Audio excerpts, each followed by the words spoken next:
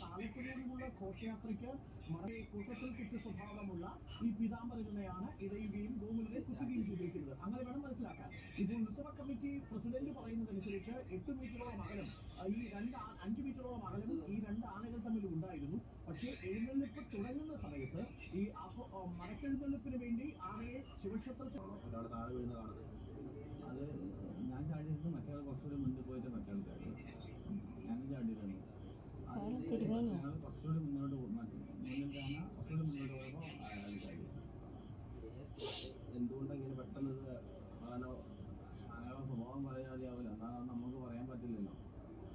രണ്ട് ആന എടുത്തെടുത്തിരുന്ന അകലം ഉണ്ടായിരുന്നു. അന്ന് വിട്ടു തന്നെയാണ്, അത് പെട്ടെന്ന് ഓടി വിട്ടു തന്നെയാണ്. ആനപ്പുറത്ത് എത്ര പേരുണ്ടായിരുന്നു? നമ്പൂരി മാത്രമേ ഉണ്ടായിരുന്നു? അല്ല, വേറെ 3 പേരുണ്ട്, 3 പേരുണ്ടായിരുന്നു. ഒരു ആനപ്പുറത്ത് 3 പേരാ? ഒരാനപ്പുറത്ത് എല്ലാവരും താഴേക്ക് ചാടി, അതോ വീഴുവാണ്? എല്ലാവരും കാര്യം ചാടി.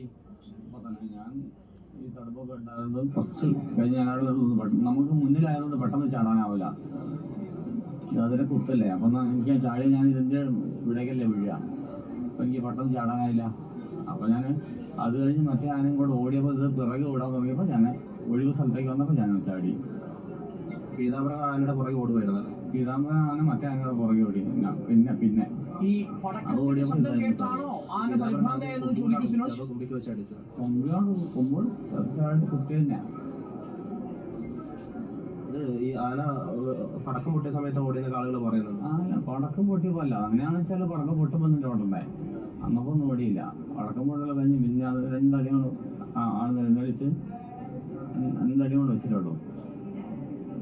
പെട്ടെന്ന് പ്രകോപനം വന്നങ്ങ് അറ്റാക്ക് ചെയ്തു മറ്റേ ആന. അത് സൈഡിലുള്ള ആനനെ തട്ടി. അതിൻ്റെ ഓഫീസ് കെട്ടിടത്തിൽ ഇടിക്കുന്നുണ്ടായിരുന്നല്ലോ ആന. ആ സമയത്ത് ആനപ്പുറത്ത് തന്നെ പിടിച്ചിരുന്നു. അവിടെ ഇരുന്നു. പിന്നെ അകത്തുള്ള ആളുകൾക്കാണ് കൂടുതൽ പരിക്കൊക്കെ പറ്റിയത്. ഓട് മറ്റേ ആനയ്ക്കൊന്നും ചെയ്യാനില്ലല്ലോ. ആനയെ അവിടെ കുത്തി ആ ബിൽഡിങ്ങിലെ കയറ്റമാണ് ചെയ്തത്. വീരാമയാണ് മറ്റേ ആന കുത്തി ഓടലേക്ക് താഴോട്ട് ചാടിയെന്നല്ല പറഞ്ഞത്. എങ്ങനെ വീണ? തലയ്ക്ക് പരിക്ക് കാണുന്നത്. തലയ്ക്ക് അത് ഈ ആ ബിൽഡിങ്ങിന് അല്ല, ബിൽഡിങ്ങിന് ഓട് പൊട്ടുമ്പോൾ പട്ടിയൊക്കെ തെറിക്കില്ലേ, ആ പൊട്ടുമ്പോൾ അങ്ങനെ ഓട് തെറിച്ചെൻ്റെ തലയിൽ പോകും. ഓട് തലയിൽ പൊട്ടി തെറിച്ച് വന്ന ഒരു ഓടിൻ്റെ കഷ്ണം തെറിച്ചു. തലയ്ക്ക് ചാടി മറ്റു പരിക്കുള്ള കാലം പറ്റിയില്ല. ഞാൻ കണക്കാക്കിയത് അങ്ങനത്തെ സ്ഥലത്തേക്ക് പോയി ചാടിയുള്ളൂ. അരുമാർ പീതാംബര ആനയുടെ മുകളിലാണ് ഇദ്ദേഹം ഉണ്ടായിരുന്നത്. പീതാംബര ആനയുടെ മറ്റേ ആനയെ കുത്തിയതെന്ന് പറയുന്നു. മറ്റു പ്രകോപനത്തിന് പറയത്തില്ല അല്ലേ? അല്ല, നമുക്ക് പറയാൻ പറ്റില്ല. ആനേൻ്റെ ചേട്ടൻ്റെ പേരെന്ന് പറയാം. എൻ്റെ പേര് നാരായണ ശർമ്മ. നാരായണ ശർമ്മ. ഒരു തൂങ്ങി ഇറങ്ങുന്നത് കാണുന്നുണ്ട്, അത് ചേർന്നാണോ? ഞാൻ ആ ഒരു ആൾത്തറ എടുക്കുന്ന ഇറങ്ങിയില്ലേ, അത് ഞാനാണ്. നമ്മളത് വീണതുപോലെയാണ് വിഷയം കാണുന്നത്. തൂങ്ങി എന്നെ പിടിച്ചിറങ്ങിയത് അല്ല? ഞാൻ ചാടി ഇറങ്ങാന്ന് പറ്റില്ല, ചാടിയല്ലേ നമ്മള്. ഇദ്ദേഹമാണ് അരുൺകുമാർ ആനപ്പുറത്തുനിന്ന് ചാടുന്നത്. പുറത്തുണ്ടായിരുന്ന ആളാണ് ഇദ്ദേഹമാണ് അല്ലേ? ആ സമയത്ത് ആനയുടെ കാലിൽ പെടുമെന്നുള്ള ടെൻഷൻ ഉണ്ടാകുന്നില്ലേ സ്വാഭാവികമായും?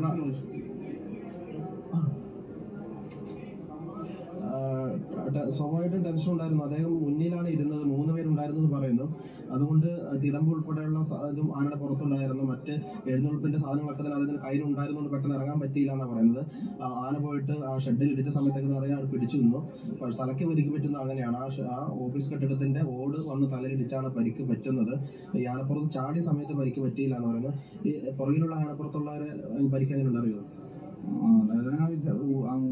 സ്വതവേ നമുക്ക് ഊരയ്ക്ക് കുറച്ച് പ്രശ്നങ്ങളാണ്. ഒന്ന് ഒഴിച്ചിലോ കഴിഞ്ഞ് റെഡിയായതാണ്. കുറച്ചൊന്നും ഒരു 4 കൊല്ലം മുമ്പാണ്. അപ്പോൾ അത് ഊരയ്ക്ക് ചെറിയൊരു വേദന ഉണ്ട് എന്ന് പറഞ്ഞപ്പോൾ അങ്ങോട്ട് കാണിക്കാൻ കൊണ്ടുപോയിട്ട് റെഫർ ചെയ്ത് പോയിട്ടുണ്ട്. ഈ പുറത്തിരിക്കും നിങ്ങൾ കുലുക്കിയിടാൻ വേണ്ടി ആന നോക്കിയായിരുന്നോ? ഇല്ല, ഒന്നും ചെയ്തില്ല. മറ്റാനെ കുത്താൻ വേണ്ടി മാത്രം നോക്കിയത്. അതിനെ കൊണ്ട് എന്താ ബുദ്ധിമുട്ടല്ലാണ്ട് നമ്മളെ ഉപദ്രവിക്കാനാണ്. ഓടുന്ന സമയത്തും വഴിയുള്ള ഉപദ്രവിക്കാൻ നോക്കിയിട്ടില്ല. അത് ഓടുന്ന സമയത്ത് ഞാൻ അത് മറ്റേ ആനയെ കുത്തന്നെ അതിന്റെ പുറകെ തന്നെ ഓടുന്നുള്ളൂ. ഈ താഴോട്ട് ഇറങ്ങിയ സമയത്ത് ദൂരേക്ക് മാറി ചാടുകയാണ് ചെയ്തത്. കാരണം കാലിലൂടെലേക്ക് പുറത്തുനിന്ന് ഇങ്ങോട്ട് ചാടുക ചെയ്തത്. ആനപ്പുറത്ത് കയറി ശീലമൊക്കെ ഉള്ള ആളാ? അവിടെ തന്നെ ഞാൻ എല്ലാ കൊല്ലവും ആനപ്പുറത്തൊക്കെ കയറി ശീലമുള്ള നമ്പൂതിരാണ്. ഒരു കാര്യം, ഇവിടെ ചടങ്ങ് എങ്ങനെയായിരുന്നു? എഴുന്നള്ളിപ്പായിരുന്നത് എങ്ങനെയായിരുന്നു? അതവിടെ താലപ്പൊലി എല്ലാം മുമ്പേ എത്ര കാലമായിട്ട് നടന്നു വരുന്നതാണ്. എല്ലാം കൊല്ലം ഇപ്പം താലപ്പൊലിയെ കൊണ്ട് ഇറക്കി എഴുന്നള്ളിക്കുക. അപ്പോൾ അതെ അതെ ഒരു 5 ടൈമൊക്കെ ആയിട്ടുണ്ടാവും. എത്ര സമയം കൊണ്ട് ഇതിന് തളയ്ക്കാൻ പറ്റിയെന്ന് അറിയാം. വന്നിട്ട് അറിയില്ല. ഞാൻ ആശുപത്രിയിലേക്ക് വരുമായിരുന്നു. ഞാനിന്ന് പോകുന്നില്ലേ, നമ്മളറിയില്ല. അതുമായി ആനപ്പുറത്തുണ്ടായിരുന്നവർക്ക് കാര്യമായിട്ട് പരിക്കില്ല. ഒരാൾ ഊരയ്ക്ക് പരിക്കുണ്ട്, ഇദ്ദേഹത്തിന്റെ തലയ്ക്കാണ്. അത് ഓട് കൊണ്ടിട്ടാണ് പരിക്ക് പറ്റിയത്. അദ്ദേഹം ഒരു കാര്യം പറയുന്നു, ആനപ്പുറത്തുണ്ടായിരുന്നവരെ അവിടെയുള്ള ആളുകൾ ഉപദ്രവിക്കാൻ നോക്കിയില്ല. പക്ഷെ പീതാംബരൻ ആന മറ്റാനേനെ കുത്താൻ വേണ്ടി ശ്രമിച്ചു. ആ സമയത്താണ് ഈ അപകടങ്ങൾ സംഭവിക്കുന്നത്. ആനപ്പുറത്തുണ്ടായിരുന്നവർ കുലിക്കിടാൻ പോലെ ആന ശ്രമിച്ചിട്ടില്ല എന്നാണ് ആനപ്പുറത്തുള്ള നമ്മൾ. അത് വ്യക്തമാണ്. കൂടുതൽ ആളുകൾക്കും പരിക്കേറ്റിരിക്കുന്നത് ആ ക്ഷേത്ര ഓഫീസിന്റെ ഓടിട്ട കെട്ടിടം തകരുന്ന ഘട്ടത്തിലാണ്. ആ ദൃശ്യങ്ങൾ ഒരിക്കൽ കൂടി കാണാം.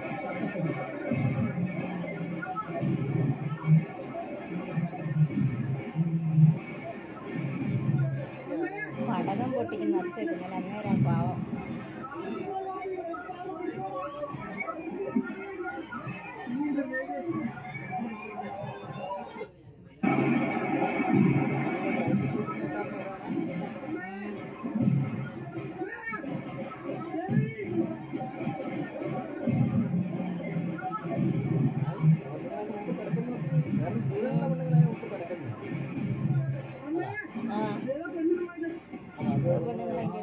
വ്യക്തമാണ് സിനോജ്. ഒപ്പം രഞ്ജിത്ത്, നമുക്ക് ആ ശബ്ദം ഒരിക്കൽ കൂടി കേൾക്കാം എന്ന് തോന്നുന്നു. അതായത് പടക്കം പൊട്ടുന്ന സമയത്താണ് പീതാംബരൻ എന്ന് പറയുന്നയാണ് തൊട്ട് മുമ്പിൽ സൈഡിൽ നിന്നിരുന്ന ഗോകുൽ എന്ന് പറയുന്ന ആനയെ കുത്തുന്നത്. ആ സമയത്താണ് ആന ഇടയുന്നതും പരിപാടിയിൽ പോകുന്നത്. ഇപ്പോൾ നാരായൺ ശർമ്മ താഴേക്ക് വീഴുന്ന ദൃശ്യങ്ങളാണ് പ്രേക്ഷകർ ഇപ്പോൾ കണ്ടത്.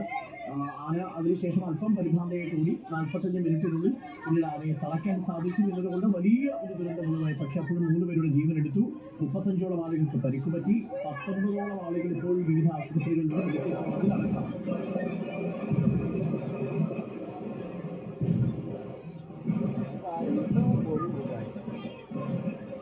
ഇപ്പൊ കാഞ്ഞിലശ്ശേരിക്ക് എന്താ വിശാരിയാവല്ലോ.